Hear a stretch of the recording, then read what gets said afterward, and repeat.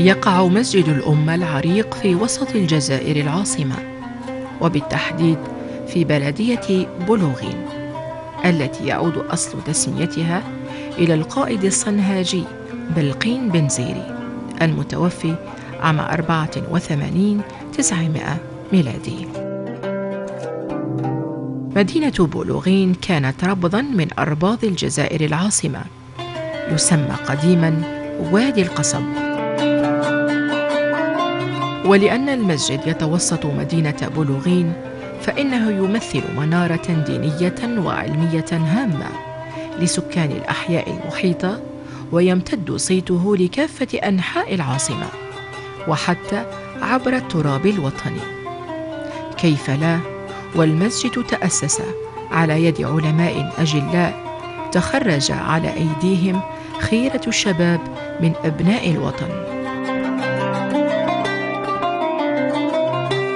سبقت فكرة بناء هذا المسجد استقدام الجمعية التهذيبية للشيخ المصلح الأديب أحمد سحنون، لينهض بتعليم الأولاد أساس اللغة العربية والقرآن الكريم عام 36-900 ميلادي، باقتراح من قطب الحركة الإصلاحية الشيخ طيب العقبي والشيخ رشيد بطحوش المنتسبان لنادي الترقي. ومارس الشيخ سحنون هذه المهام في أحد المحلات بشارع شوكال.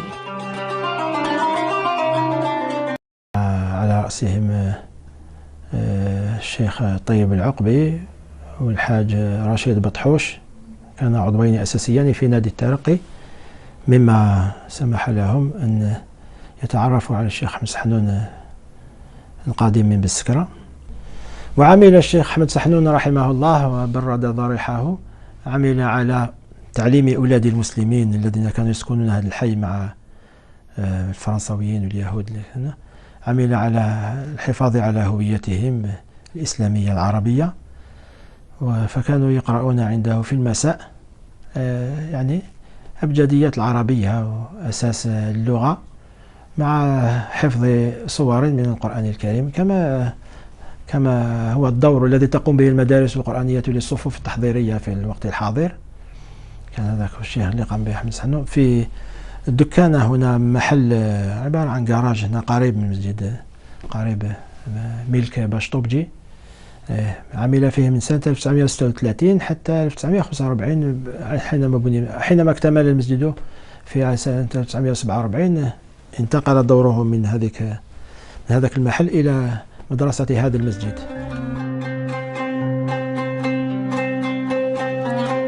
انعقد أول اجتماع لمشروع بناء المسجد في رمضان عام 45-900 ميلادي، حيث حضره الشيخ محمد البشير الإبراهيمي والشيخ أحمد سحنون.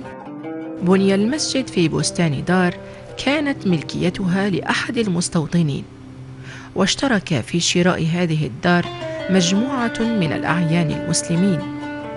نشرت جريدة البصائر آنذاك أسماء المتبرعين كما ذكرها أحمد توفيق المدني في حفلة أقامتها لجنة بناء المسجد. المسجد كما تعلمون معبد للدين، وظيفته الروحية تقتضي أن يكون منارة اجتماعية. المسجد مؤسسة دينية اجتماعية يومية، ليست له إجازة أسبوعية ولا سنوية. ومسجد الأمة هذا الكائن ببلدية بولوغين، سابقا سانتوجان، أسس في سنة 1945، ومع عقد الحبس بتاريخ 1 ماي سنة 1945. كانت هذه البقعة عبارة عن جنينة، دار فيلا لأناس فرنسويين، واشتراها جماعة من المحسنين.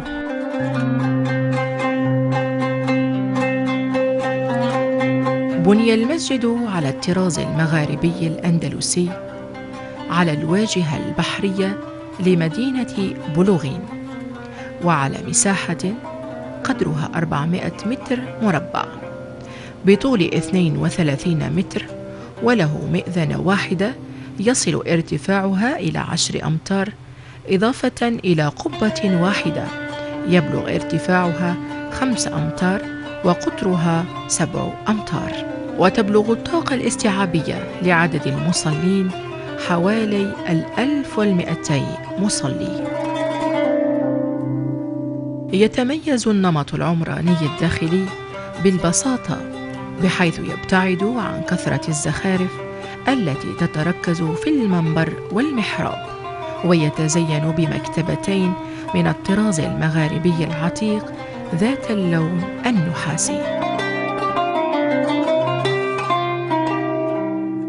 يضم المسجد سدة للنساء جاءت بعد عملية التوسعة، حيث عرف المسجد منذ إنشائه توسعتين سنة 95 900 وألف ميلادي كانت داخلية بني تحتها المسكن الوقفي، ثم سنة 82 900 وألف لأجل استيعاب المواطنين المتزيدين، منها ساحة المسجد وسدة لمدرسة الطالبات والأمهات.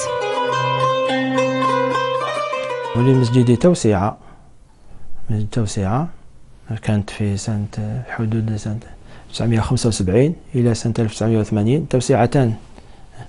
ترون المحراب يتوسط المسجد القديم، وكانت توسعة أخرى على حساب الجنينة اللي كانت في مقدمة المسجد في مدخل المسجد. وكانت التوسعة بتقرير الشيخ قادة بن يوسف رحمه الله طيب ثراه مع الشيخ أحمد سعنود، هو الذي تولى هذه التوسعة وأتمها في سنة 1982.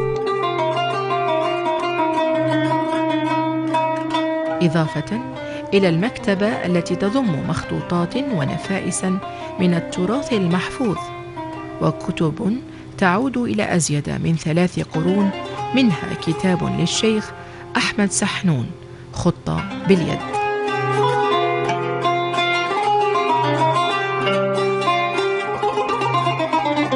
صمم المسجد من طرف المهندس المعماري الفذ عبد الرحمن بوشامة، والذي يعتبر الأب الروحي للعمارة الحديثة في الجزائر، وضم العديد من المباني العامة كمبنى الأرشيف الوطني والمحكمة العليا وغيرها. وكان المهندس لهذا المسجد الحاج عبد الرحمن بوشامة، داره مجاورة هنا للمسجد، ما زال فيها أحفاده وبناته. وكان رئيس البلدية آنذاك السيد ريمون لاكيير الفرنساوي، كلف مهندسا فرنسيا، ولكن الجماعة أخذت بالتصميم الذي صنعه الحاج عبد الرحمن بوشامة، كما ترون المسجد من الخارج على الطراز الجزائري الأندلسي. بعد إتمام إنجاز المسجد اطلعت بشؤونه عناصر جمعية تهذيبية، التي كانت جماعة تربوية تألفت من أعيان الحي بعد الحرب العالمية الثانية. كما استمر الشيخ أحمد سحنون في تأدية التعليم القرآني لأبناء المدينة بالمدرسة القرآنية التي أنجزت أسفل المسجد على قدر مساحته، وتحتوي على 3 أقسام ومكتب وساحة، ويتواصل التعليم القرآني منذ سنة 36 900 وألف ميلادي إلى يومنا هذا. احنا دخلنا كي بنواه 1945 خلاص، وحنا كنا واحد 49 50 هكذاك بدينا نقراو. انا هاي لاكلاش نتاعنا هادي، وهذه كان لاكلاش نتاع، وهذيك نتاع البنات. هذا شي البيرو، وكنا نقراو غير الخميس والحد، باسكو كنا نقراو في البريمير هنايا تاع فرنسي البريمير هذاك. مي كاين الاخرين اللي ما كانوش يقراو ليك، كانوا يقراو كل يوم هنايا. وشكون اللي قراكم؟ قرانا مع الاول قلت لك الشيخ سحنون، ومن بعد هو راح جا الشيخ عمر العرباوي مع واحد آخر يعني. قليلا ما قرناش بزاف بزاف بزاف، من بعد حنا خرجنا خلاص. عرف المسجد منذ بنائه 3 أئمة خطباء، كل منهم كان تلميذا للآخر. الشيخ أحمد سحنون كان أول إمام خطب فيه إلى غاية 63 900 وألف ميلادي، ويعد زعيم المؤسسين لهذا الصرح العظيم، وكان يمتاز بقوة خطاباته وبلاغة دروسه الإصلاحية. كما أدى المسجد دورا جهاديا إبان الثورة، جعله عرضة لمضايقات قوات المستعمر. كثيرا ما يتعرض للمضايقات لأنه مال لما قامت الثورة، حتى من قبل هما اللي صنعوها وجندوا لها على كل حال، الرجال السابقون لانفجار الثورة. فكان بالخصوص في سنة 1956 كانت تجي يروي للأكابر الذين كانوا يسكنون هنا، كانت مضايقات كثيرة لرجال المظليات هذوك لي باراشيتيست، كانوا يجوا يحيطون المسجد، يحطوا عليه، يحاصروه يوم الجمعة، لأنه كان تأتيه الجماعات من أطراف العاصمة ومن فحوصها وحتى من سهول متيجة، حتى من ربعة بن موسى ولا بقالم ولا من الشراقة من البيار كذا بزريعة بير خادم، كانوا يجوا للشيخ أحمد سحنون لأنه كان في صف العلماء الثوريين، فكانت خطبه حماسية، وكان يجلب هنايا الشيخ العربي التبسي، وكان رجلا ثوريا قويا مما أدى به إلى الاعتقال والاغتيال. يعني كان المسجد يحاصر أيام الثورة في الجمعات، وكثيرا ما أخذ الشيخ أحمد سحنون واستجوب وقهر وعذب وحبس مع إخوانه الوطنيين ورجال الدين.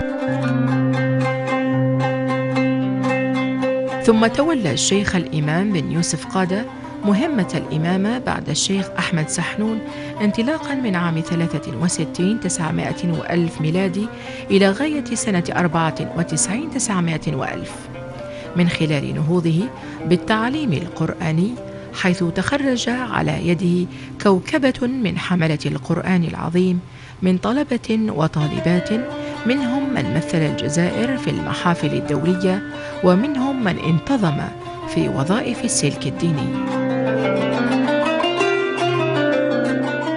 جاء الشيخ أحمد سحنون باستقدام جمعية التهذيبية، فقام بدوره وبنوا المسجد، وبعد الاستقلال تهيأت له ظروف أخرى ولسبب معلن أو خفي انتقل من هنا بعدما استخلف على المسجد الشيخ قادة بن يوسف، وكان تلميذا له، كان صديقا له وتلميذا له في علوم الأدب العربي واللغة، لأن الشيخ أحمد سحنون كان أديبا مثلما كان فقيها وشاعر كبير، عنده ديوانه معروف.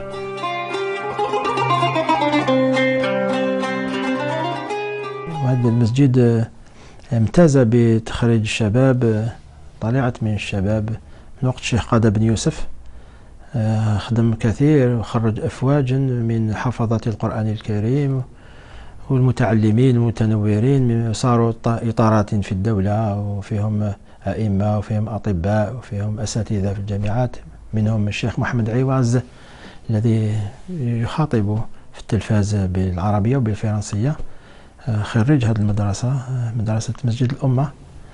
ونعم، وهناك آخرون أئمة في فرنسا وفي هنا وهناك في مساجد العاصمة، والشيخ عبد النور شقور اللي هو أستاذ تعليم القرآن في المسجد يؤدي دورا في التدريس بجامعة كتشاوة، وأحيانا يخلف الأئمة في الجامع الجديد في بعض مساجد العاصمة. عندنا يعني كوكبة متنورين الذين ختموا حفظ القرآن الكريم في المسجد من عهد الشيخ قادة بن يوسف الذي أسس لهذه المدرسة صرحا قويا. الحمد لله، يعني الشبيبة متنورة والحمد لله. كما اشتغل بالأعمال الاجتماعية من جلسات للصلح ومساعدات وتقديم دروس محو الأمية للكبار، حتى جمعهم مع طلبة قراءة الحزب الراتب الذي يستمر منذ نشأة المسجد إلى يومنا هذا من خلال قراءة حزبين يوميا وختمة شهرية.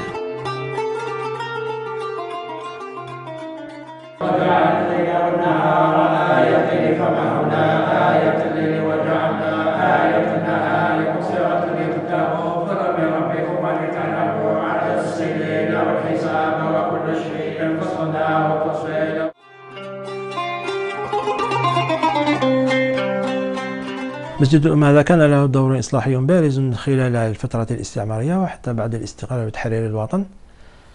دور إصلاحي كبير في إصلاح المجتمع وهداية الشبيبة إلى الدين وإقامة الصلح بين العائلات في القضايا الأسرية مثلا ما بين الزوجين أو ما بين الورثة. كان دور كبير، وكانت ما يسمى بجماعة الخير. جماعة الخير كما يقولوا في القبائل تجمعت ولا مثلا ما أشبه ذلك، يقوم بهذا الدور قبل أن تصل إلى القضايا وقبل أن ترفع إلى المحاكم. كان يقوم بهذا الدور الإصلاحي في تهذيب العقول وفي إرشاد الناس وفي فك فض المنازعات. وتتلمذ على يد الشيخ بن يوسف قادة الشيخ حمدان سفاجة الذي درس على يده علوم الدين والفقه وحفظ كتاب الله. تولى الشيخ حمدان هذه المهمة منذ عام 94 بعد وفاة الشيخ بن يوسف، ويستمر فيها إلى يومنا هذا. قرأت بدوري على الشيخ قادة ابن يوسف، حفظت على يده القرآن الكريم وقرأت عليه كتب الفقه واللغة، مما خول لي أن أجتاز مرحلة التكوين في الشؤون الدينية وأن أنال شهادة الكفاءة للقيام بهذا الدور خلفا له من بعده. هذا يحمل المشعل عن ذاك إلى أن تقوم الساعة. الله أكبر، الله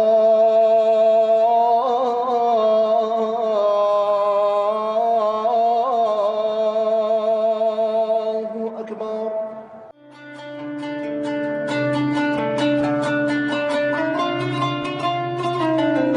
يحيي مسجد الأمة المناسبات الدينية كالإسراء والمعراج والمولد النبوي، رأس السنة الهجرية وليلة القدر، في أجواء إيمانية غامرة يحضرها علماء وأئمة أجلاء أمثال سماحة الشيخ محمد لكحل شرفاء، الشيخ محمد طاهر، والشيخ أحمد بوجلة، العلامة الفقيه المؤرخ عبد الرحمن جلالي، والشيخ الطاهر أيت علجات.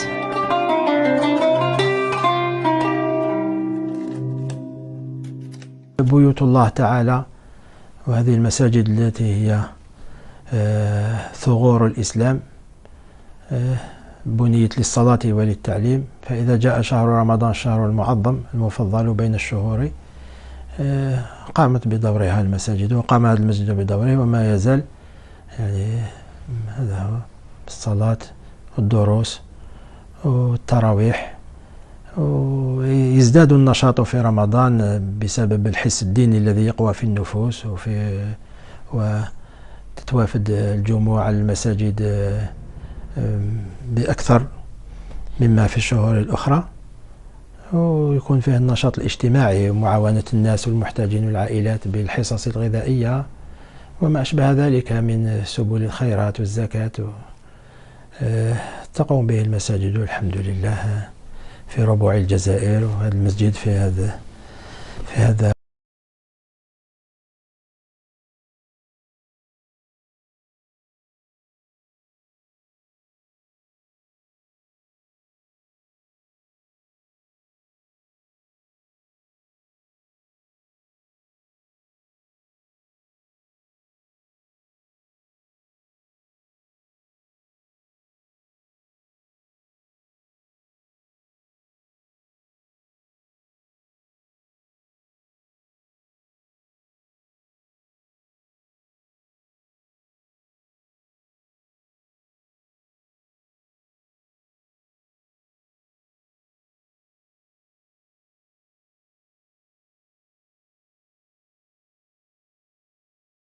ليباشر مهامه كمؤذن ومقرئ المسجد.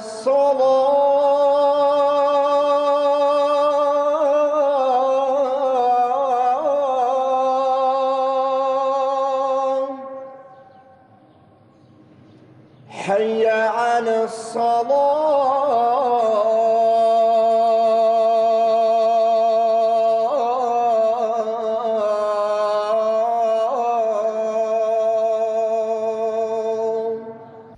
مسجد الأمة التحقت به منذ أن كان في عمري ما يقارب من سنوات. الأكوين في الفقه وعلوم الدين وعلوم التجويد عند سيدي الشيخ الإمام حمدان السفاج حفظه الله. علاقتي بقراءة القرآن منذ كنت في الآمنة من عمري كنت أتمنى أن أصبح قارئا للقرآن والتجويد خاصة. التجويد يعني بالطريقة الجزائرية الأندلسية العاصمية. أعوذ بالله من الشيطان الرجيم. بسم الله الرحمن الرحيم.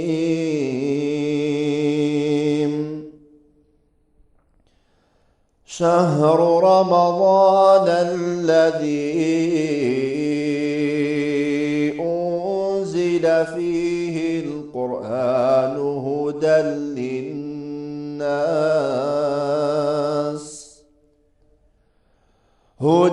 للناس وبينات من الهدى والفرقان،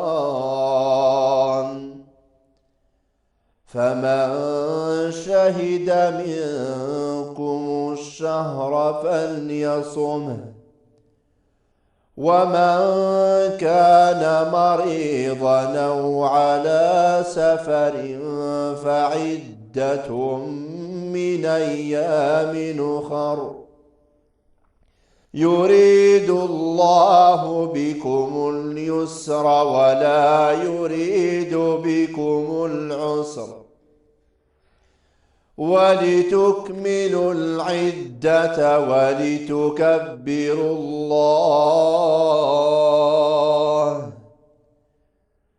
ولتكبروا الله على ما هداكم ولعلكم تشكرون. وإذا سألك عبادي عني فإني قريب أجيب دعوة الداعي إذا دعان، فليستجيبوا لي وليؤمنوا بي لعلهم يرشدون.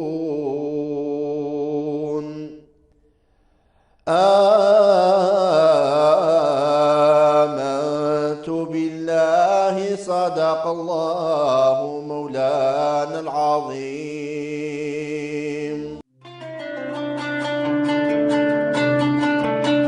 يظل مسجد الأمة معلما تاريخيا ومنارة للعلم والعبادة، يقدم رسالة دينية وتربوية أسسها أصول المنهج الإسلامي الوسطي، نبراس الأمة إلى يوم الدين.